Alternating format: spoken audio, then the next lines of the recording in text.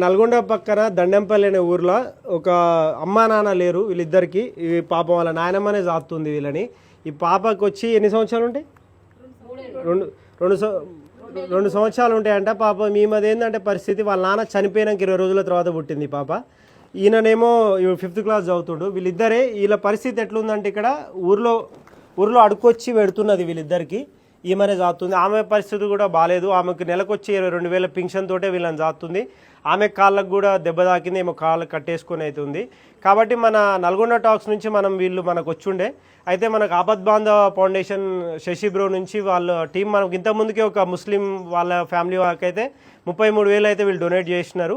ఇప్పుడు ఈ పాప సమస్యనే వాళ్ళ దగ్గరికి తీసుకెళ్ళడం వల్ల అతి తక్కువ సమయంలో ఒక 22,000 అయితే వాళ్ళు జమ చేసి అయితే ఇస్తున్నారు. అట్లనే ఇంకోటి ఏంటంటే మెయిన్గా వీళ్ళనైతే మన నల్గొండ మంత్రి కోమటిరెడ్డి వెంకరెడ్డి సార్ దగ్గరికి అయితే తీసుకెళ్లే ప్రయత్నం అయితే మనం చేయాలి. మీ నుంచి కూడా ఎవరైనా తెలిసిన వాళ్ళు ఉంటే చేయండి. ఎందుకంటే చాలా దారుణంగా ఉంది వీళ్ళ పరిస్థితి. ఒక ఇల్లుంది అంతే వీళ్ళ ఇప్పుడు ఈమె తర్వాత వీళ్ళ పరిస్థితి ఏమవుతుంది అనేది కూడా తెలియదు.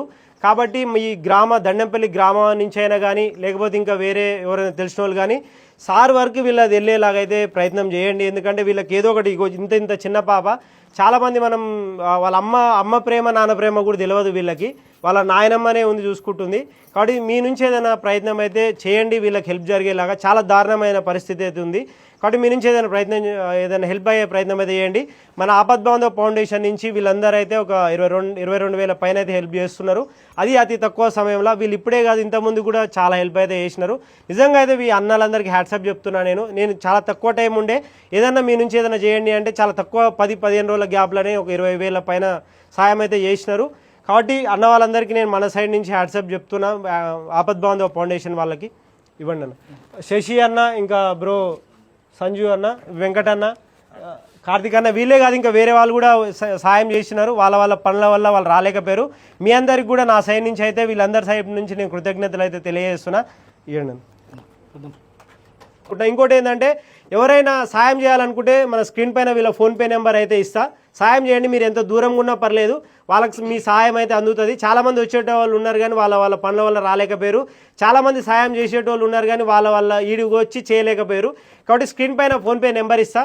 మీరు ఎంతైనా 5, 10, 20 ఎంత మీ ఇష్టం వచ్చినంత సాయం చేయండి. ఎందుకంటే ఈ అమ్మాయికి చాలా భవిష్యత్తు ఉంది, అబ్బాయికి చాలా భవిష్యత్తు ఉంది. కాబట్టి మీరు సాయం చేస్తారని అయితే కోరుకుంటున్నాం. అట్లనే మీకు తెలిసిన వాళ్ళకి షేర్ చేస్తారని నేను కోరుకుంటున్నాం. ఈ బాబుకి నెక్స్ట్ అకాడమిక్ ఇయర్ నుంచి స్కూల్స్ స్టార్ట్ అయినప్పుడు ప్రతి సంవత్సరము వీళ్ళకి చదువుకు సంబంధించి మా ఫౌండేషన్ తరఫున ఒక 10,000 రూపాయలు వీళ్ళ అకౌంట్లో వీళ్ళు మేజర్స్ అయ్యేంత వరకు ఫౌండేషన్ ఉన్నా లేకపోయినా కానీ నా సొంత పైసలతో అయినా నేను వేస్తాను.